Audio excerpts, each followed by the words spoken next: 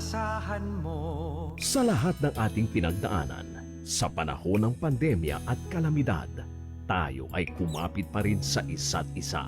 At buong tiwala ninyong ipinakita ang inyong suporta sa serbisyo at paglilingkod namin sa paghahatid ng tamang balita at impormasyon, tulong na galing sa aming puso. Kaya naman, sa latest survey ng Kantar at Nielsen, nangunguna ang mga himpilan ng RMN sa buong bansa. RMN, Number 1 sa Luzon, RMN, number 1 sa Visayas, RMN, at number 1 sa Mindanao. radyo ng buong Pilipinas. Buong karangalan ng mga radyoman ng RMN Networks ang maglilingkod sa inyo. Maraming salamat, RMN. Number 1, number 1. Wala nang iba. Radyo mo nationwide.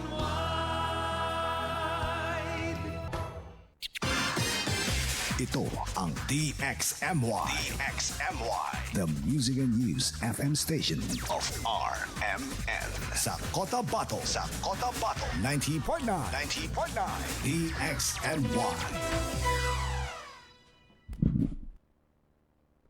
Oras mga kasama, alas 6:02 ng umaga. Tatak RMN. Minsan, hindi mo alam kung ano ang pinag-uusapan, kung sino ang nagtatanong, at kung ano ang tanong. Ngayon, ang tenga't isipan ay buksan. Intindihin ang bawat issue dahil tayo ang apektado. Straight to the point. Ito ang balitaan at talakayan na tunay na derechahan. Walang paligoy-ligoy, tagos, lubos, umaagos. Straight to the point. Mas malamang usapan, mas mabusising talakayan, komentaryong mas mauunawaan. Straight to the point. Tatak RMN. Radyo mo nationwide.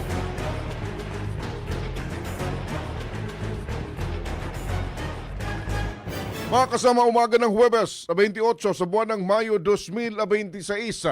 Minsan pang sa inyo pa umaga news and public affairs program. Straight to the point. Straight to the point. Umaasa ho kami sana ho'y nasa mabuti kayong kalagayan, nasa maayos na pangangatawan. Ano man po inyong ginagawa mga kasama, pinagkakabalan ngayong umaga. Welcome! Welcome at welcome. Straight to the point.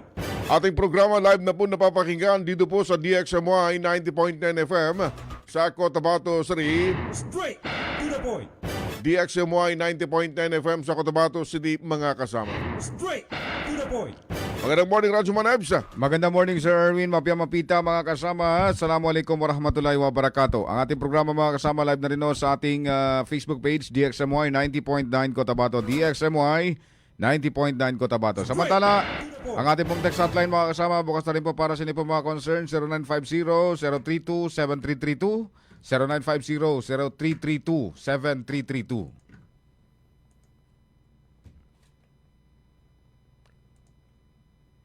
Sa kalagayan, mga kasama, ng ating panahon ngayong umaga, base po sa nilabas na forecast ng Pag-asa. Weather report. Sa forecast, mga kasama ng Pag-asa, yung binabantayang tropical cyclone ay nasa labas pa rin ng Philippine Area of Responsibility, mga kasama. As of 3 a.m., si Tropical Storm Jangmi ay nasa 1,995 km east ng Eastern Visayas. Taglay nito yung maximum sustained wind na 65 km per hour, malapit to sa gitna. Pagbugsong abot to ng 80 km per hour, mga kasama. Dahil rito ang bahagi po ng Western Visayas, Negros Island Region, Zamboanga Peninsula, ang Soc-Sargent Region, maging tayo po sa Bangsamoro Region, bahagi po ng Lanao del Norte, Misamis Occidental at Palawan. Mga karanasunang maulap na papawri na may mga kalat-kalat na pagulan, pagkulog at pagkidlat. Ayon sa Pag-asa, mga kasama, posible po yung flash flood of landslide sa mga panahon, mga karanason ng malakas na buhos ng ulan. Samantala, ilang bahagi ng Mindanao, magiging maulap din po yung papawirin na may mga pag-ambon, kalat-kalat na pag-ulan, mga kasama. and thunderstorm. At posible pa rin po yung flash flood o landslide sa mga panahon makaranasan ng malakas na buhos ng ulan. Epekto pa rin po ng sama ng panahon o binabantayang sama ng panahon mga kasama. Samantala mga kasama, sa kondisyon naman ng hangin at karagatan na sabay hanggang sa katamtaman na may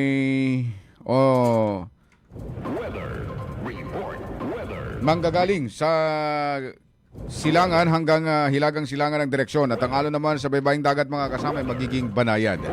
Sa temperatura natin ngayong araw mga kasama, naglalaro sa 28.7 degrees Celsius hanggang 35.7 degrees Celsius. Sumikat naman ang araw kanina 5:26 at mamaya dito po sa Bangsamoro Region lulubog ang araw 5:53 ng hapon. Straight to the point.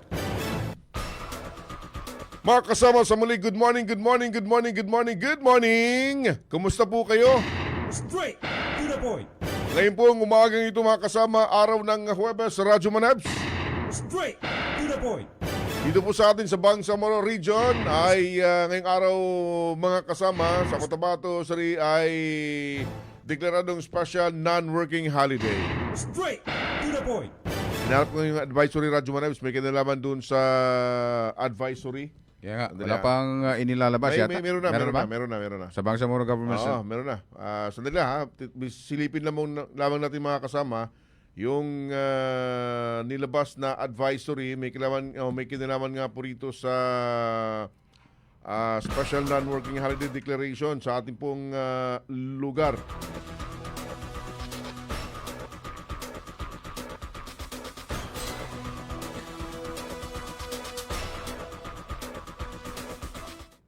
Base rito, sa nilabas na advisory, ngayong araw na ito ay, ano ngayon? May 28? Straight to the point. First day of Tasrik. Tama yung pronunciation? Tasrik? Tasrik. Straight Ano? to the point. Yan ang unang araw ng pagkatay ng kurban. Dahil 3 araw ito siya kasamang Sir Erwin. Bukod sa kahapon. Ayun. Straight. At kahapon rin, naglabas ng advisory ang Office of the City Mayor, government work in government offices and the classes in all levels, both in public and private, are suspended on the following dates. Observance of Bangsamoro holidays. Kabilang mo yan, nagsimula tayo noong May 26, that's Tuesday. Kahapon, May 27, Idil Adha. And today ay first day of Tasrik, May 28 mga kasama. Straight. Ayun, ayon sa City LGU, essential and emergency services shall remain operational. Straight. So, lahat pa rin, gagalaw pa rin ng mga emergency. Yun pa rin. Walang pababago. Straight to the point. So magiging long weekend pa rin dahil bukas, work from home. It's Friday Radyo Manabs. Straight. Oo. So yung may mga transaksyon sa mga opisina, government offices, Straight Monday. to the point. Monday ho kayo makipag-coordinate. Pero hindi DXM mo ay bukas. Straight Bukas. point. Bukas. Bukas. Dahil wala namang work from home every Friday. Straight Okay? to the point. Ang dami mga usapin, dami tayong mga sinusubaybay mga balita at kaganapan Radyo Manebs. Sa loob at labas ng ating lokalidad, may mga malungkot na mga insidente. Straight. Na atin hong sinusubaybayan mga kasama. Straight to the point. Merong isang pasyente Radyo Manebs, binawian ng buhay makarang mahulog mula sa 4th floor ng isang ospital. Straight to the point. Taas yun. Dito lang, malapit sa ating lugar. Abangan na, may ng konti. To the point. Makiki-update tayo, may kinalaman dyan mga kasama. Straight. Pero unahin natin ito dahil nakipagpulong mga kasama sa pamunuan ng Police Regional Office Bangsamoro Region ang mga kinatawan mula sa Presidential Task Force on Media Security Radyo Manebs. Straight to the point. Ito'y kasunod sa nangyaring insidente kung saan ay isang local, anong tawag dyan? Straight Local media? to the point. Member ng isang local media ang nagtatrabaho sa isang local radio station sa bahagi pala ng, akala ko to North Cotabato ito eh. Straight. Pero later na found out na ito po yung area ng SGA Bangsamoro Region mga kasama. To the point. Yung ating tinutukoy, yung nangyaring insidente sa bahagi ng Fort Piquet. Dati kasi Fort Piquet is Pikit. Barangay Fort sa bahay ng pikit. Tama? Straight. Oo. Ngayon, ang Fort Pikit ay under na sa SGA. Anong bayan ito? Anong bayan itong Fort Pikit ngayon? Under sa SGA. Maliligaw. Malindagaw. Malindagaw SGA. Pakiabot tayo anong mga narating ng nasabing meeting mga kasama and ano ng progreso sa ginagawang investigation ngayon ng ating pro-bar sa nangyaring insidente, Radyo Manebs. Nasa linya mga kasama ng ating komunikasyon ang public information ng Police Regional Office Bangsamoro Autonomous Region, si Ma'am Police Captain Steffi Salanggit. Sa ating panayam, magandang morning po Ma'am Captain Salanggit sa DXMI po kasama si Manager Sir Erwin Cabilbigan at Deb Sabang po. Good morning Ma'am. Morning po, Ma'am. Good morning, sir. At good morning po sa lahat ng nakikinig sa atin ngayong umaga. Opo, paki-update po kami ma'am dito po sa ginanap na pagpupulong kasama ang Presidential Task Force on Media Security kasama po si Regional Director Abesia.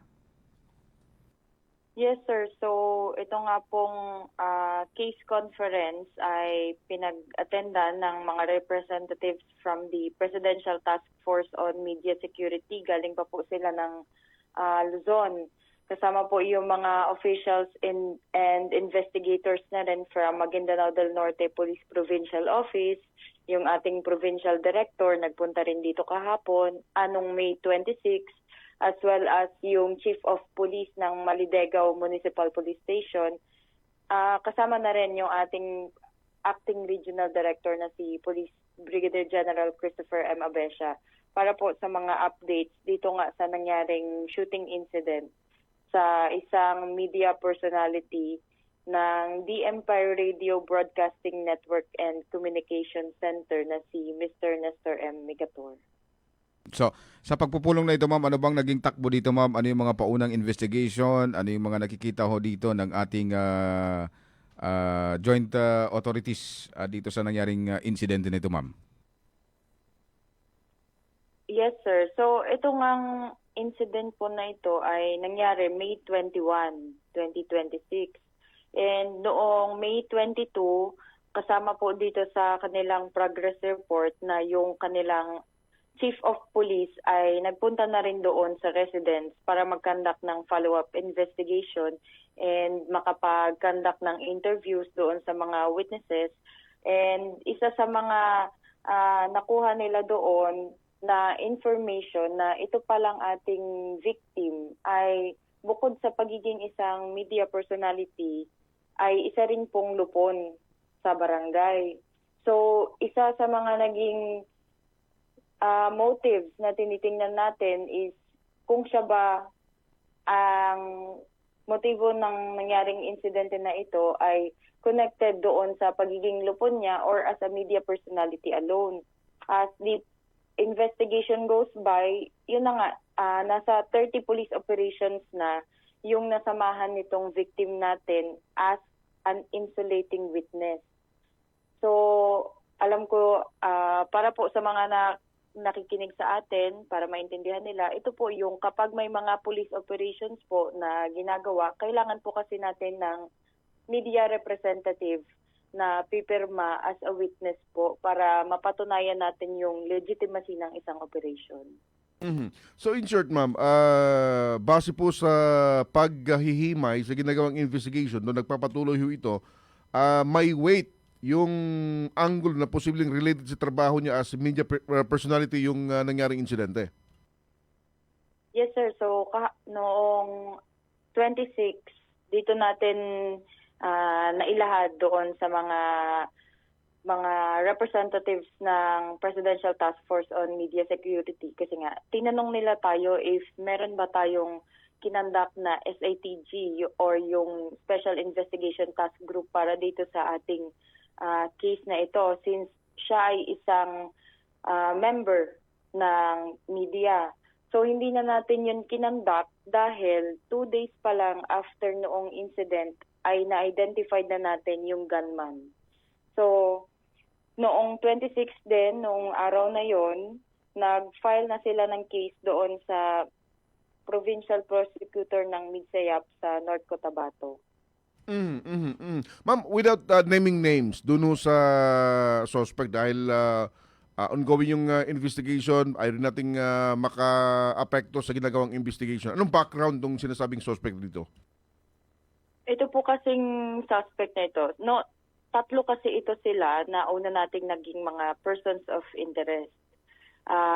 Around October last year, nakasuhan ito sila ng violation ng Republic Act 9165 or yung Comprehensive Dangerous Drugs Act of 2002. Tatlo ito sila noon, pero yung isa kasi ay nakabail. So, nasa labas siya. Okay, so itong nasa labas, ito yung itinuturing isa sa mga itinuturing na prime suspect, yung consideration ng PNP rito? Yes po, sir. Okay. So, binabanggit yun, nag-file na ng case yung family. Opo, sir. So, kasi ito ay noong nahuli ito sila, doon na nagsimula na itinuturo kasi nila itong victim natin na siya nga daw po yung dahilan kung bakit sila nahuli.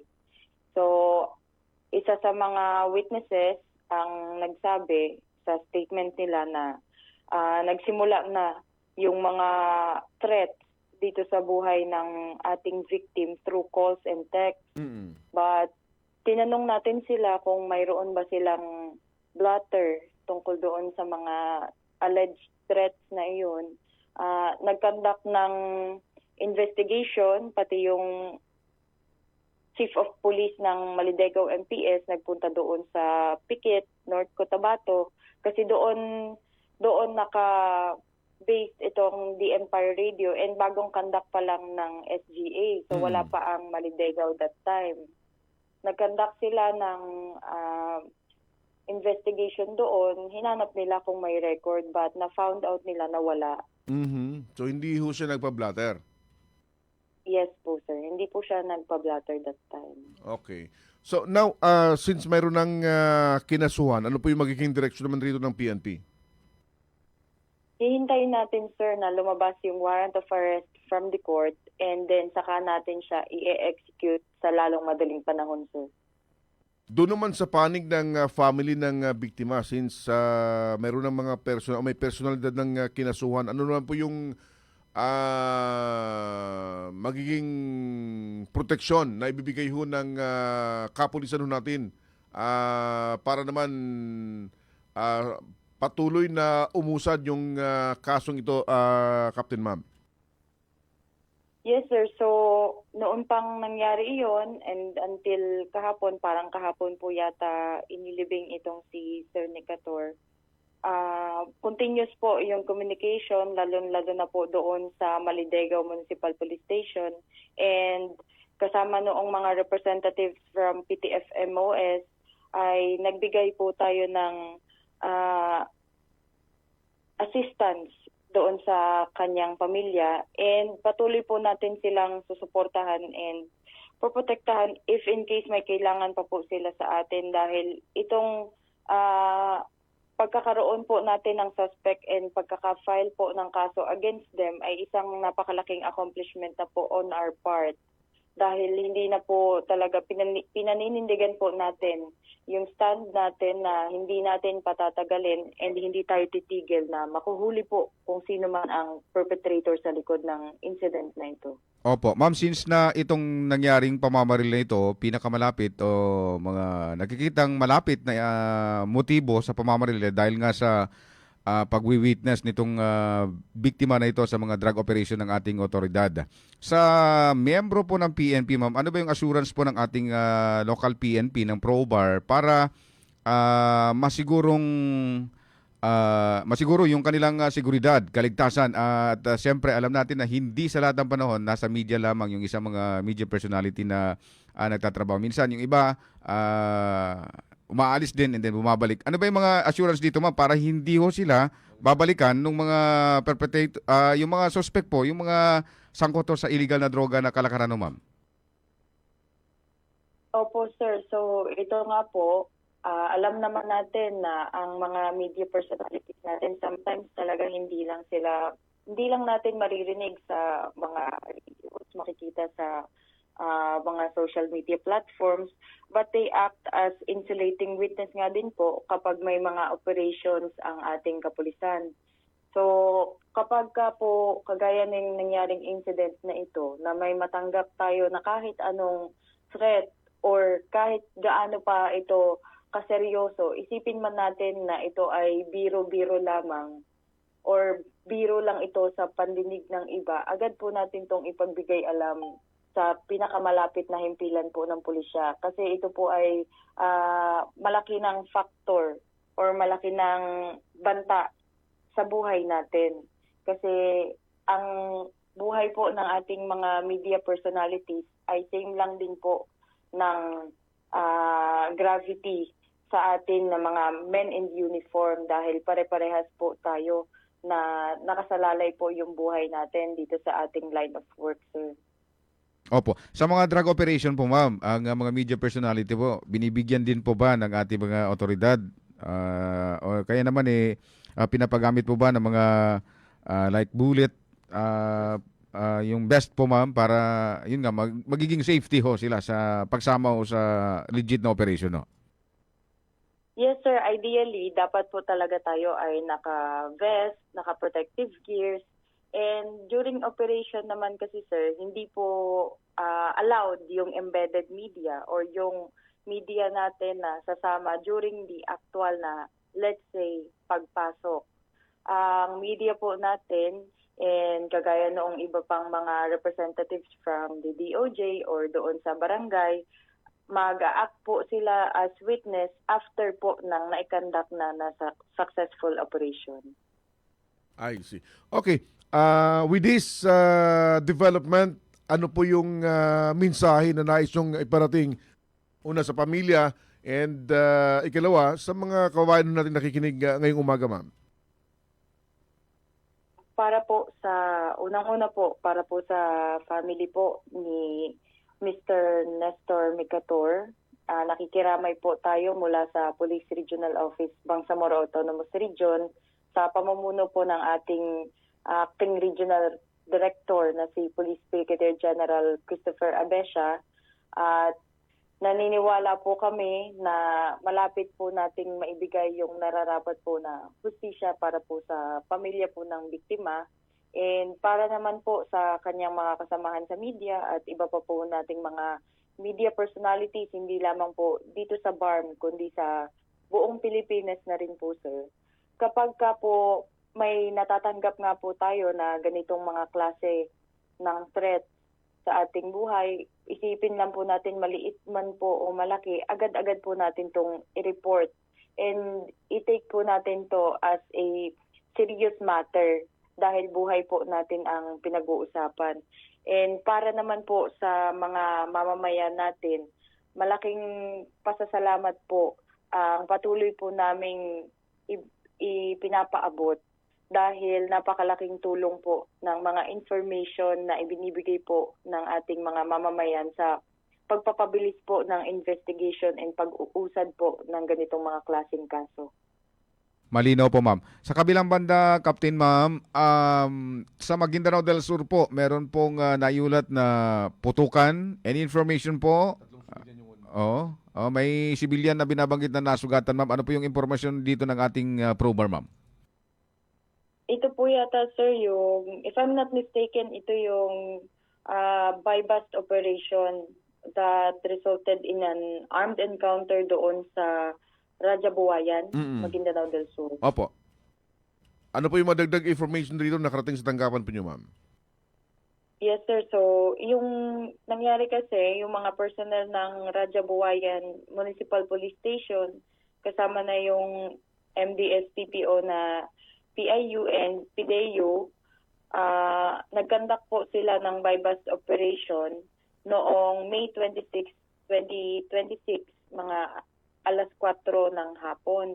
And naandito nga sa report natin na may 3 civilian po kasi na sugatan dahil doon sa nangyaring operation. Opo. May information kayo, kumusta na yung kondisyon ng 3 mga civilian, yung tinamano ng ligaw na bala, ma'am? Opo, sir. So, ito kasing tatlong ito, dalawa sa kanila ay minors, isang 16 years old, isang 17 years old, and yung isang victim natin, 19 years old. Pero hindi naman po natin sinasabi na mabuti na lamang, pero sa nangyari po ay the police lang po yung tinamo nila. Ayun. And na-found out natin na itong mga injuries nila ay from the perpetrators and hindi po galing sa side ng ating kapulisan.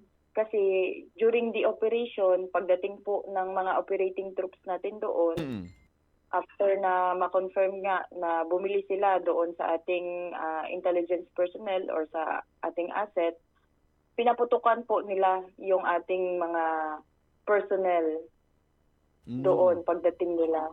So kaya nag-result ito sa armed encounter. I see. Okay. Ma'am, malinaw po. Sa kabilang banda, kung mamarapatin po ninyo at habang nasa linya ho kayo, sasamantalayin po namin pagkakataon, concern, mayroon po kasi inilapit na concern sa amin, yung mga miyembro ng JPST. We understand, itong JPST, binubuo ito ng personnel coming from PNP, may Army, and muna sa BIAF. May concern sila about sa kanilang sweldo. Bagamat yung information, di malinaw kung sa aling panig. I understand yung sa PNP, ano ba yung mga setup na ginagawa ho rito, Captain Ma'am? Sir, if may concern po tayo regarding that, pwede po tayong lumapit sa mga concerned agencies po mismo para makapag-conduct tayo ng assessment and makapag-set tayo ng mga meetings or conference para ma-address po natin ng maayos yung issue. If ever po na ang usapin pong yan ay under po talaga dito sa atin, sa Philippine National Police, na andito po ang Police Regional Office ng Bangsamoro Autonomous Region para i-cater po yung mga ganyang concern. Ayun. Yung GPS team, yung sa member ng PNP, detailed lamang sila, regular member ng PNP, ano? Yung mga nakadetail rito, ma'am? Opo, sir. So kapag ka po, yun nga po, ang kagaya po ng sinabi ko, para po mai-address natin ng maayos and sa tamang forum po. Marapat lamang po na lumapit po sila dito sa atin dahil i-entertain po natin yung mga ganyan pong klase ng concern. Malinaw po. Captain Ma'am, kami pinagpapasalamat ng marami sa oras, information po na ibinahagi po ninyo sa ating mga tagapakinig ngayong umagang ito, Captain Ma'am. Salamat. Salamat po na marami. Good morning po sa inyo. Maraming salamat po, sir. Good morning po. Lahat ng tanong, straight to the point. Mga kasamang tagapagsalita ng ProBar, Police Captain Steffi Salanggit, kaugnay dito sa una, yung pong kaso ng media personality na kung saan nakipagpulong ho ang Presidential Task Force on Media Security sa ProBar. Pangalawa naman, yung bypass operation dyan sa Radyo Boyan. At pangatlo, yung concern na ipinarating. Siningit natin. Oo, isiningit na concern mga kasama, yung pong sweldo sa mga miyembro ng Meron JPST. kasing pinarating na concern at sila nagpapakilala mula sa panig ng JPST. Alam naman natin, tatlong grupo yung bumubuo riyan. Yung Joint Peace and Security Team. Ano? Meron sa panig ng PNP, may AFP, may BIAF. Straight to the Pinarating na concern, binabanggit, wala pa silang sahod. Sa panig naman ng, kahit yung ating tinatanong, ano po yung setup sa usaping ito, may kinalaman sa sahod. Yung advice ng tagapagsalita ng ProBar ay kung sa ProBar man yan, kung sa PNP man yan, yung nagparating na concern, ilapit sa kanilang regional headquarters. Para maaksyonan. Maaksyonan, oo. Lalo na't kung usaping sweldo yung concern mga kasama. straight to the point. Hopefully, sa mga susunod na mga araw, mapagbibigyan din tayo kasamang Sir Erwin. Dahil, Ng, sa panig naman ng Moro Islamic Liberation Front, dahil kung BIAF, yung concern, siyempre, alamin din natin sa kanila kung may mga na ipaparating din bang sumbong sa kanila. Since na itong mga miyembro na ito, miyembro ng JPST, nasa panig nila. Straight Sige lang, subukan natin po makakuha ng dagdag na mga information. Dun sa nagparating na concerns, ay pag sumikapan nun natin, makakuha po ng mga paliwanag, may kinalaman po sa concern ninyo. Straight to the point. Oras mga kasama, 6:32 na po ng umaga. Tatak RMN. This time check is brought to you by Nescafe Classic. Mag-Nescafe Classic araw-araw. 100% puro at natural. Pinakamasarap na black coffee. This time check is brought to you by iBerry Gold. Mas daghan ang lutin, mas epektibo, mas klaro. That time check is brought to you by Centrum Silver Advance. May nutrients adjusted for age 50 plus. Tulong para malakas ang resistensya, healthy heart, and sharp memory. The #1 multivitamins for age 50 plus.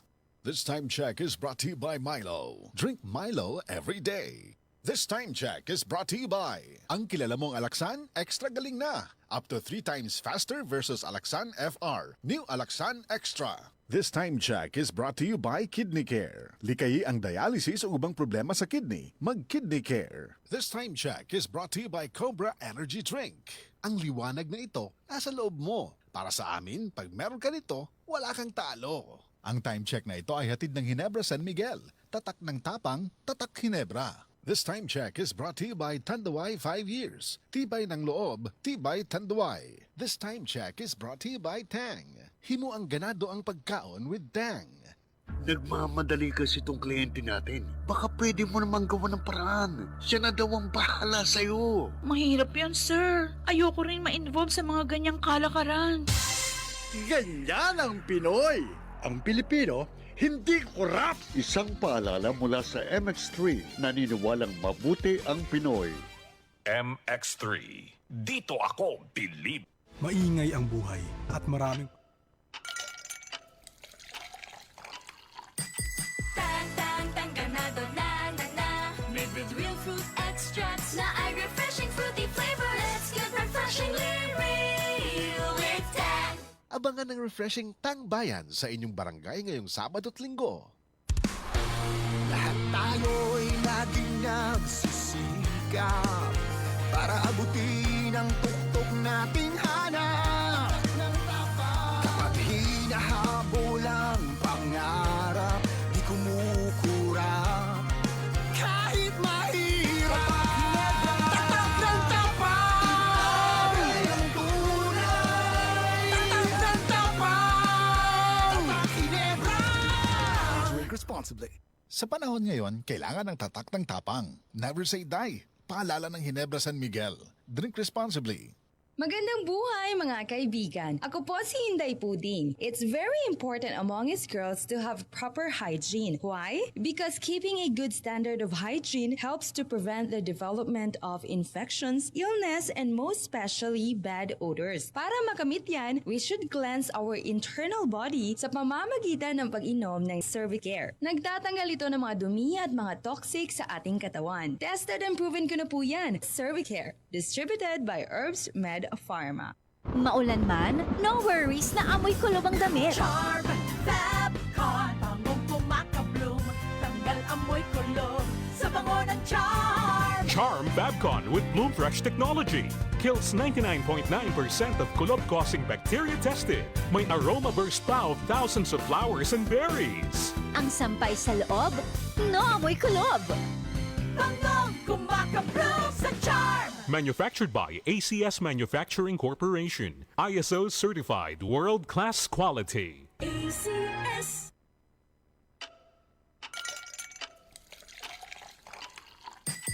Tang, tang, tang, ganado, na, na, na. Made with real fruit extracts. My refreshing fruity flavor. Let's get refreshingly real with Tang.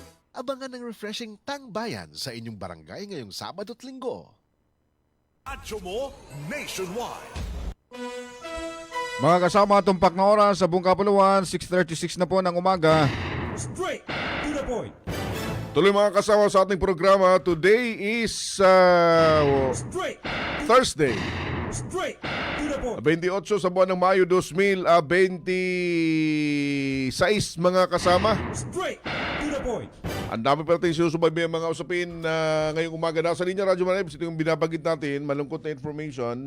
Dahil mayroong isang pasyente sinasabing nahulog mula sa 4th floor ng ospital. Straight. Mas malungkot dahil sinasabing binawian ito ng buhay mga kasama. Straight Ba? to the point. Kakalungkot ito. Sige nga mga kasama, nasa linya ng ating komunikasyon ng hepe ng Midsayap Municipal Police Station, si Police Lieutenant Colonel Ray Salgado. Good morning po, Colonel Salgado. Sa DXMY po kasama si Manager Sir Erwin Cabilbigan at EBS Abang po. Good morning, Colonel. Morning, Colonel. Sir, magandang umaga po sa inyo lahat at magandang umaga po sa lahat ng ating tagapakinig sa DXMY Cotabato. Opo, ano po yung Yes, sir, ito po. Sige po, go Sige ahead po, po. sir, po. Sige po. Colonel, ano po yung natanggap po ninyo dito po sa insidente nga na pasyente sa isang ospital dyan sa inyong pong bayan, ano yun sir? Lumundag? Nahulog, Colonel sir.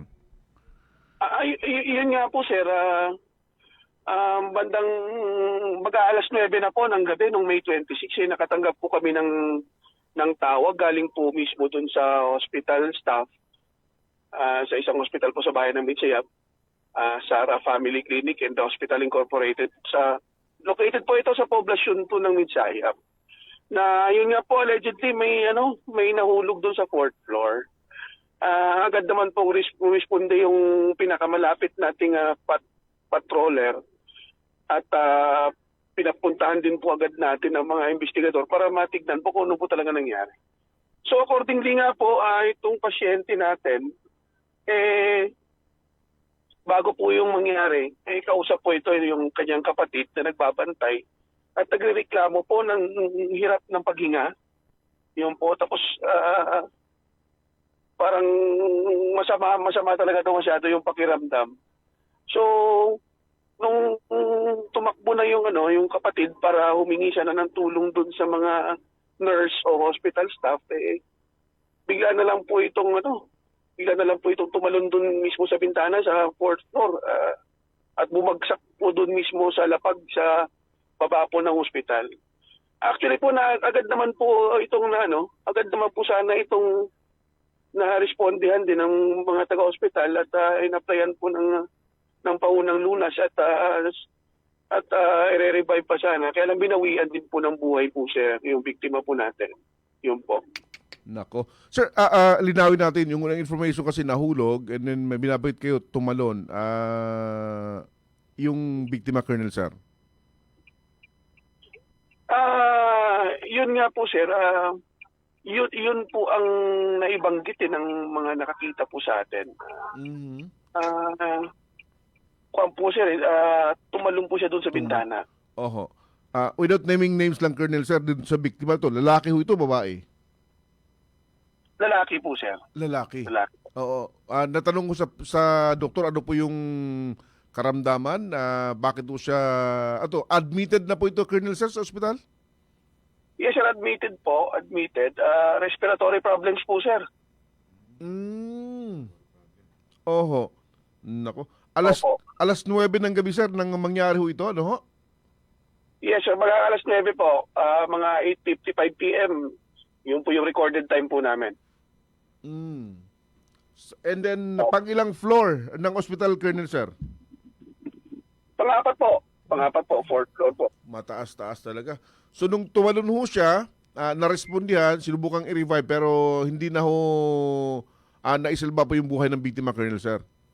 Yes po, yun po yung nangyari, sir. Ganun nga po. Kakalungkot. Opo. Ang pamilya naman po nung binabanggit na biktimang lumundag, Colonel Sir, nagbigay rin ba sila ng statement na walang sinisisi dito sa mga pangyari na ito? Initially nga, sir, wala naman pong sinisisi yung pamilya. Kasi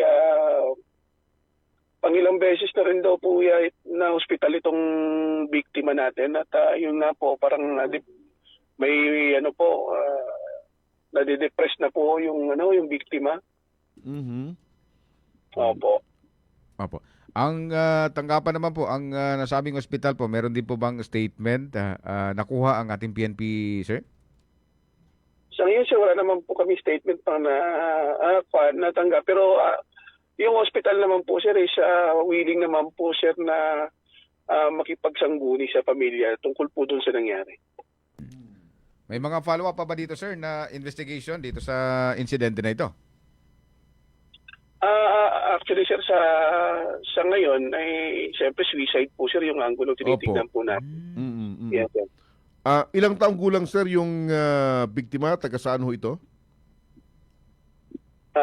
Actually, sir, yung biktima natin ay mahigit 30 anyos na po at taga Kadayangan po ng SGA Barm natin. Opo. With this incident, Colonel, sir, para hindi na maulit pa yung pangyayari at malungkot nga ho ito, ano po yung naging advice po ninyo sa mga establishmento, hindi lang ospital, mga establishmento na medyo consider ng mga high-rise building para maiwasan pong ganitong klase mga insidente? So yun nga po, sir, no, sana po, maraming salamat, sir, once again po sa time at makapagbigay din ako ng mga advices po, guidance. Yung nga po, kagaya ng mga insidente, sana maging mapagmatsyag po ang lahat. Wag po natin walang bahala po. Example, pag may mga napansin na po tayo, mga indicators na depressed po yung isang tao, may problema, lahat po tayo, concerned po tayo dito para maligtas po natin yung mga kababayan po natin na nakaka-experience po ng depression o pagka wala na pong pag-asa sa buhay. Para po sana maipsan yung mga ganon. At doon din sa mga ganon, kung napansin po sana doon, sir, na kung mapansin din, kagaya niya may mga hospital, kung mapansin na medyo depressed na rin yung mga pasyente, wag na po sana ilagay din doon sa mga matataas na palapag. Kung pwede po sa first floor lang para kahit papaano, may iwasan po yung mga attempts po o mga insidente po ng pagkahulog doon sa mga matataas na palapag at mabantayan din po ng maayos. Yun po, sir. Ayun. Colonel Sagalo, sir, kami po nagpapasalamat ng marami sa oras information and nagpaparating din po kami ng aming pong pakikidalamhati sa nangyaring insidente. May kinalaman nga rito sa pagtalo ng isang pasyente sa ika-4 na palapag ng isang pagamutan dyan sa bayan. Sir, salamat ng marami sa oras at sa information na binahagi ngayong umaga, Colonel. Sir, maraming salamat din po sa inyo at mabuhay po tayo lahat. Salamat po, salamat ng marami. Lahat ng tanong, straight to the point.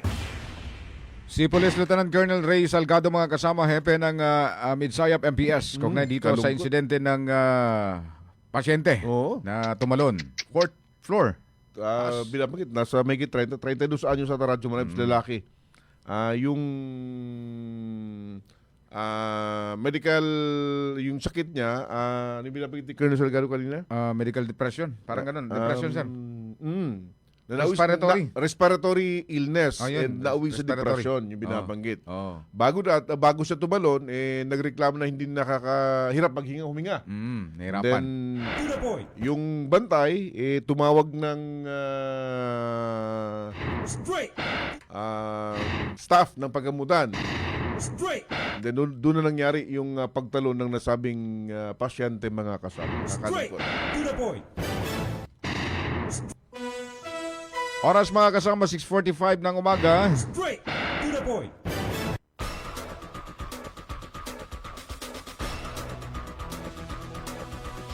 Tangka po na tayo, mga kasama, ng reports mula sa ating mga Radyoman reporters. Ito, karera at karambola ng tatlong payong-payong na italaho dyan sa bayan ng DOS. 3 katao, sugatan. Detalye na balita, Radyoman Maestro Rahib Bansao. DXMY Tatak RMN Report. Sugatan ng 3 katao matapos magkarambula ang kanilang sinasakyang payong-payong tricycle habang umano'y nagkakarira patungong Kusyong Beach matapos ang Congregational Prayer Idil Adha. Kahapon na, kinilala ang mga sugatan na sina Nasruddin Kamenda, Ali Suma at Abubakar Kiaro, pawang residente ng bayan ng Dato Salibut sa Maguindanao del Sur. Batay sa impormasyong nakalap ng DXMY sa pagamutan, nagkaya umano ang mga ito na maligo sa dagat, ngunit nauwi ito sa karirahan ang kanilang biyahe. Pagsapit nila sa barangay Kusyong ay aksidenteng nagkadikitan ang kanilang sinasakyang payong-payong hanggang mawala ng kontrol at maaksidente. Dahil sa lakas ng impake, tumilapo ng mga biktima at nagtamo ng mga sugat at pasas sa katawan. Agad naman isinugod sa pinakamalapit na bahay pagamutan upang mabigyan ng lunas. Sa kasalukuyan ay nasa ligtas ng kapahamakan ng mga sugatan habang patuloy na inoobserbahan ng mga atinding pisisyan. Kasama mo sa DXMY 90.9, Radyoman Maestro Rahi Bansao Tatak RMN. Radyo mo nationwide. Kakalungkot ito. Yan yung parating sinasabi ni kasamang Maestro Sir Erwin na ang finish line, kung hindi man sa ospital, sementeryo. Bakit kasi wala pa rin kadala-dala na... Dami na nga nadidisgrasya sa mga ganitong mga insidente. Straight to the point. Oh, kung gusto nyo pala ng karera, doon kayo sa racetrack. Kaso wala tayong racetrack dito. Wala. Pwede naman din siguro silang makipag-ugnayan sa mga LGUs para magkaroon sila ng daanan Ganun. para sa karerahan. Wala kasing racetrack dito. Problema, Straight to the point. masaya kayo dahil nagkakarera kayo. Pag may nasangkot na aksidente, damay-damay na. Straight. Pati yung mga otoridad natin, sasakit yung ulo. Straight to the point. Tuloy Radyo Manebs. Straight to the point. Dagdag pang reports mga kasama, yakap ng PhilHealth, malaking tulong para sa mga magsasaka sa Region 12. Sa detalye ng Balita Radyo Man, Daisy Mangod. DXMY. RMN Report. Kinikilala ng Department of Agrarian Reform o DAR Region 12 ang malaking ambag ng programang yakap ng PhilHealth sa pangangalaga sa kalusugan ng mga magsasaka sa rehiyon. Ayon kay DAR 12 Supervising Agrarian Reform Program Officer Jasmine Ezradin Trihana Linzo, mahalaga ang pagkakaroon ng sapat na serbisyong pangkalusugan para sa mga magsasakang araw-araw na nagsisikap upang matiyak ang sapat na supply ng pagkain sa bansa. Sa pamamagitan ng Yaman ng Kalusugan Program o YAKAP, mas napapalapit ang libreng konsultasyon, laboratory test, gamot at iba pang pangunahing serbisyong medikal sa mga benepisyaryo. Anya pa, malaking ginhawa ito lalo na sa mga magsasakang hirap makaipon para sa gastusing medikal. Sa ilalim ng YAKAP, maaaring makakuha ang mga miyembro ng regular na check-up, maintenance medicines at maagap na pagsusuri upang maiwasan ang paglala ng karamdaman. Isa talaga sa vision ni DAR, magkaroon ng improved quality of life yung ating mga farmers. So pag sinabi natin improved quality of life, hindi lang po siya yung sa kita nila, yung sa income, kundi pati na rin sa health nila. Kasi alam po natin na health is wealth naman talaga, yun yung pinakamalaking bagay na yung kakarampot na nga lang yung kinikita ng farmers natin. So pag nagkasakit pa sila, so invest pa nila yun sa kanilang mga business, napupunta pa siya doon sa kanilang panggamot, yun na nga pangpa-check up. Through collaborative efforts ng government, meron tayong maitutulong sa kanila, hindi lang sa pag-increase ng kanilang kita, kundi na rin sa protection, no, para sa kanilang kalusugan at saka yung sa mga pang-medical na pangangailangan. Sana mas marami pang farmers ang matulungan ng PhilHealth. Magtulungan po tayo para magkaroon ng improved quality of life yung ating mga farmers. So hindi lang yung farmers, pati tayong mga empleyado, kasi kahit kami, hindi kami masyadong aware doon sa programa ni PhilHealth na YAKAP. So malaking tulong po yung YAKAP program ng PhilHealth. Ang tinig ni DAR 12 Supervising Agrarian Reform Program Officer Jasmine Ezradin Trihana Linzo. Kasama mo sa DXMY 90.9 Radio Monday si Mangod, Tatak RMN. Radyo mo nationwide. Maraming salamat Radyo Monday si Mangod sa balitang yan. Straight to the point. Tuloy Radyo Manebs, makiabdi tayo sa nagpapatuloy ng palarong pambansa. Alam mo, nung unang araw ng game day, binulaga yung palarong pambansa Radyo Manebs.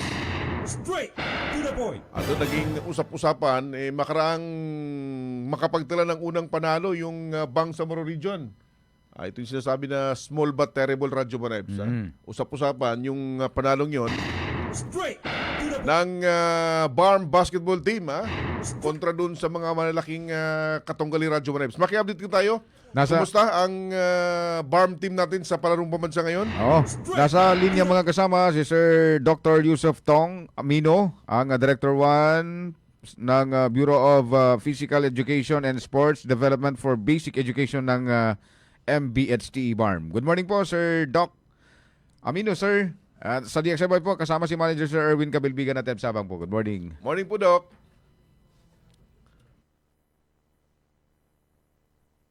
Hello, sir. Good morning. Sandali ba? Dr. Tong, good morning. Good morning po. Good morning. Opo. Sa DXMY po. Opo.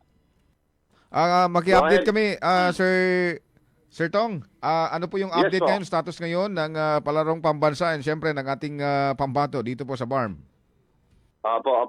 Maraming salamat po kasamang Erwin, no? And kasamang Ebs, no? Actually, dumating po kami dito sa Bayugan City. Dito po kasi naka-house, no, ang ating delegation. Particularly po dito sa may West Bayugan Elementary School. So far, okay naman po ang ating mga atleta. And in fact, kung pinag-usapan po yung panalo, mayroon din po tayong panalo. In fact, as of today, ito yung pang 4 days natin na pakikipag-tipanak po, no, sa palarong pambansa. And ngayon po ang ating standing ay siyempre nasa baba pa rin. Kasi meron pa tayong isang silver medal at saka 1 bronze medal. Pero sa yung bronze medal po natin nasa sa karatido, no? Isa po siyang non-binding ba kumbaga kung pinag-usapan sa regular sports, no? Pero yung isang silver medal natin ay nasa regular sports. Yung karatido ay demo sports lang po, kasamang Erwin. Opo. Ano yung isang medalya, sir? Anong event po ito? Ito po yung shot put, no? Siya po ay ang nakakuha ng silver medal o silver medalist natin ay si Jesse Miguel Andres po. Shot put po. So yung sa bronze medal po natin ay si Padma Kapsa Karimbaran, no? Karatido. So, yun lang po, ang karatido ay nasa demo sports, no? Ibig sabihin, hindi po binding ang kanyang medal po, kasamang Erwin. Ayun. Kung mamarapatin po nyo, Doc, taga saan po? Anong division nang gagaling itong dalawa para po ma-recognize natin, sir? Okay. Ito si Jesse Miguel Andres po ay taga MDS, no? Maguindanao del Sur. And then itong si Padma po ay taga Marawi City po, kasamang Erwin.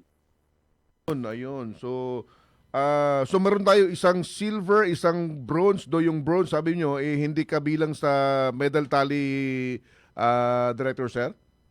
Yes po. Pero still, bronze medal pa rin yun. Yes po. Oo.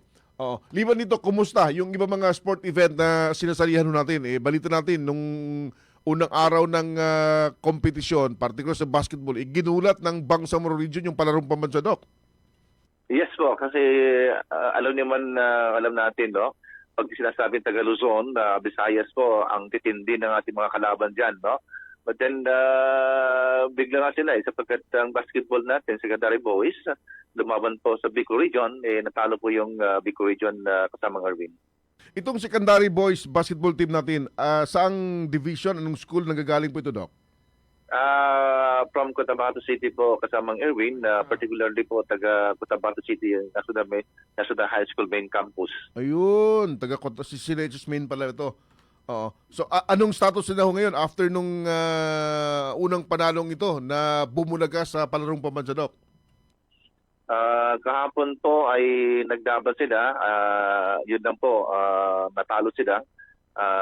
Mas matinding kalaban nila, but despite of the fact, pinakita talaga yung kanilang laro.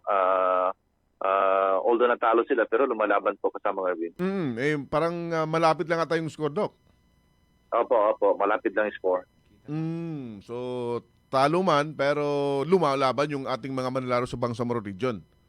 Opo, kasamang Erwin, but sa ating team sports ang lumalaban ngayon, ang ating football, no? Elementary boys, wala pang talo. Wow! Wala pang talo po. And then ang ating baseball elementary boys, wala pa rin talo po kasamang Erwin. Ma-recognize natin, Doc, saan nanggagaling ito? Yung ating football team ay galing po sa MDN, Maguindanao del Norte. Particularly sa may eskwelahan na malapit sa highway, before the municipal hall ng Sultan Kudarat. Sandakan. Yun. Sandakan, okay. Sandakan Elementary School. Opo. Okay. Yung baseball? Ang baseball po ay taga LDS 1, Tagawao po, kasamang Erwin. Ayun. So meron tayong mga inaabangan. Sana tuloy-tuloy ito sa finals itong dalawang ito. Hopefully po, kasamang Erwin. And ngayon po, ang schedule po natin ng mga combat sports. So inaasahan po natin, siyempre yung ating mga prayers na sana po makasukit po tayo ng gold medal sa kasamang Erwin. Ang information namin, high moral yung buong BARM contingent ngayon dahil sunod-sunod yung mga natanggap po nila mga cash incentives sa Doc. Tama po yan, kasamang Erwin. In fact, tayo po ay nagpapasalamat sa ating Chief Minister, no? Siya pinagbigay ng cash assistance po sa ating mga atleta and sa ating mga coaches po. And aside from that, yung ibang delegation po, no, ang kanilang governor, ang kanilang city mayor, ang kanilang mga mayors na talagang nabigyan din ng assistance sa mga bata before leaving, no, pumunta dito po sa ating palarong pambansa, no. And aside from that, meron pong binibigay din ang ating MBHTE na kasalawan po sa ating mga atleta, mga coaches po, kasamang Erwin. Wow, kaya pala high moral yung buong contingent natin dyan sa palarong pambansa. Yung ating isa sa ating pambato sa taekwondo, kumusta naman yung performance so far, Doc? Ngayon po ating combat sports, kasama rin taekwondo, where in fact I was invited, no, doon sa kanilang opening, no, ng kanilang taekwondo games, no. So hopefully makasukit tayo ng gold kasama Erwin. Sana, oo. Opo, sa palarong pambansa na ito, Sir Doc, ano ba yung mga challenges dito sa mga manlalaro ng BARM? Actually, nagkaroon po tayo ng in-house training para at least medyo matrain natin yung ating mga atleta. And as I said, talagang desidido po ang ating mga atleta na makasungkit ng medals, no? So far, okay naman po ang status ng ating mga atleta sapagkat for the first time in the history, lahat po ng classroom kung saan nabibilit yung ating mga atleta, naka-aircon po. Kaya medyo masaya yung mga bata po kasamang EBS. Ayun. So talagang maliit man, ang importante dito desidido, eager yung lahat para makuha yung sinasabing pangarap ng BARM. Yes po, kasamang EBS. No? In fact, talaga mga bata, the way I talk to them, talagang desidido po. No? But in fact, aside from that, yung ating cash incentives na rin po kung makakuha ng gold medal. As I said, 100,000 po makuha ng bata. So malaking tulong na yun para sa kanilang pamilya, inshallah, kasamang EBS. Opo, nasa magkano ho, sir, yung mga cash incentives na binibigay sa gold, silver, and ano yung sa bronze? Ang pan natin po, ang gold medals natin is 100,000, 30,000 doon silver medals, and 15,000 naman doon sa bronze medals. But inyong mapapansin, bakit mas malaki ang gold medal? Para yung objective ng bata, doon po sa gold medals po, kasamang EBS. Ayun. Opo, kahapon po isinelebrate to buong mundo itong Idul Adha. Sumabay rin po ba ang mga manlalaro ng palarong pambansa, especially sa atin sa BARM? Alam natin na maraming mga mananampalatayang Muslim, mga manlalaro ng ito galing sa BARM mo, Director Sir. Yes, alhamdulillah, nakaselebrate din po kami ng Idul Adha. Pero in fact, ang ginawa po natin ay nag-request po tayo ng ustads, no?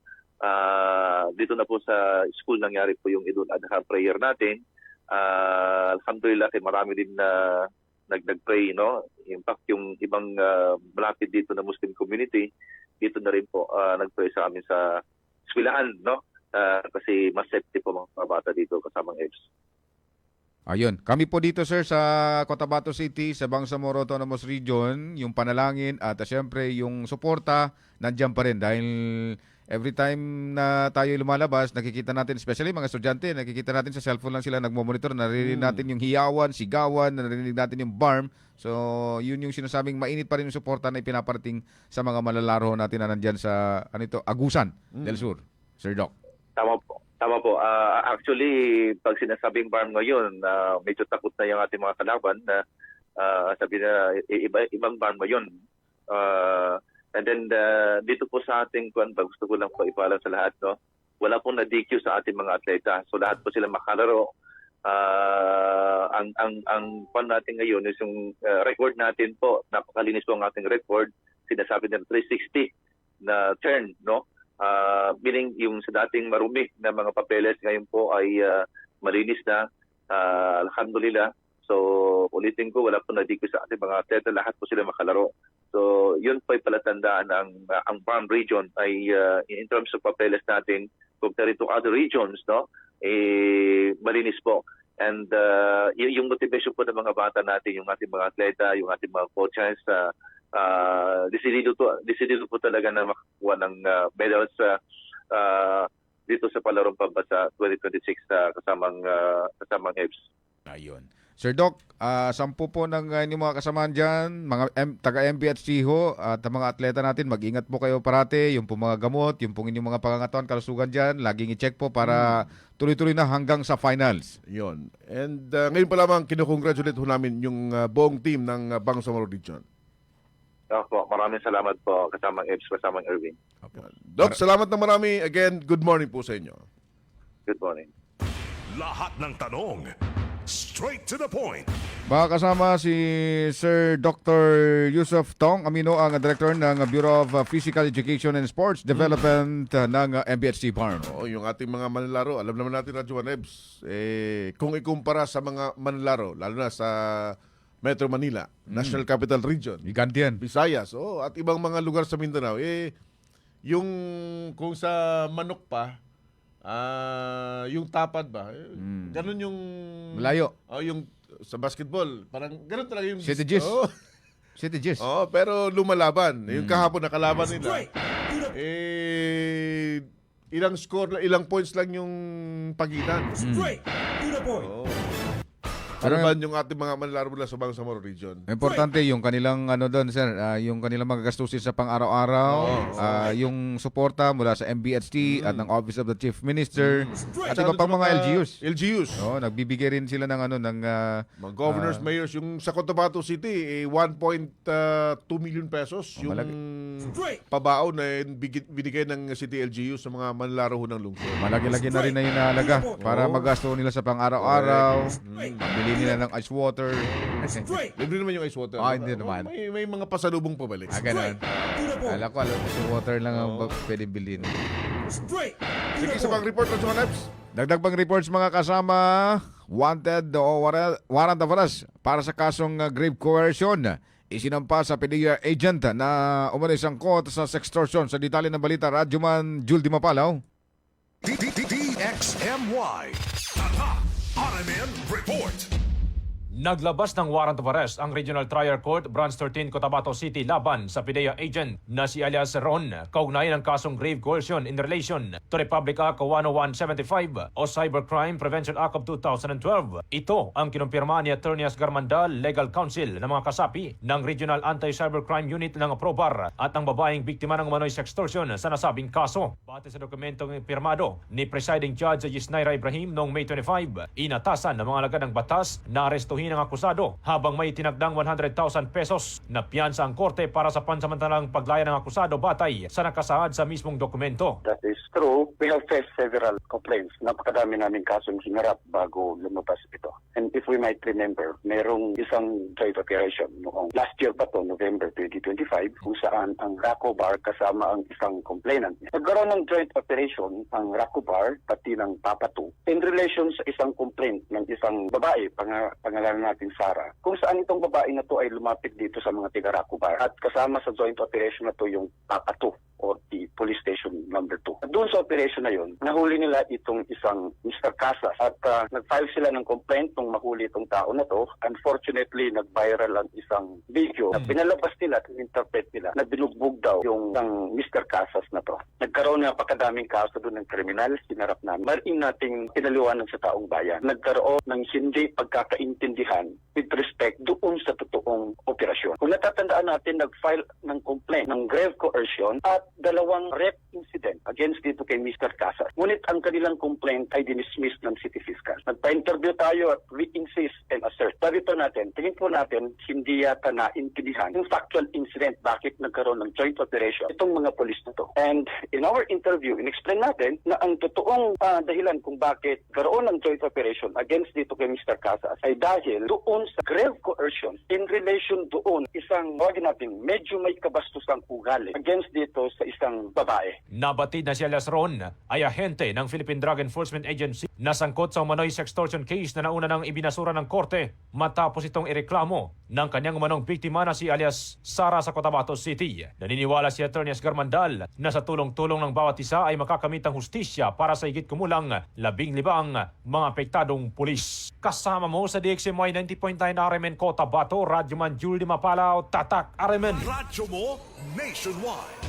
Good morning sa ating mga viewers. Si Nelly Pelobelio Ketor Valmoria. Morning. Sumunod Umanya Sinsin. Good morning. Si Dara Oyaw. Si Kagawad Romeo Fernandez Collado. Si Zib Alejo Salvador. Morning. Abdul Wahid. Good morning. Si Maria Andrea Katulong Halandoni. Good morning. May office ba ngayon ang SSS? Holiday rin kasi ngayon. Holiday ngayon. Sa Bukas Friday pa. Baka I don't know, mag-work from home. Oo. Kung may work from home sila bukas, Monday pa. Siguro Monday na lang para hindi para na. sure. Lalo Sure pag na yun. malayo kayo sa city. Monday na lang kayo. Si Taya Mohammed, good morning. At Merlin Sanchez Geronimo, good morning.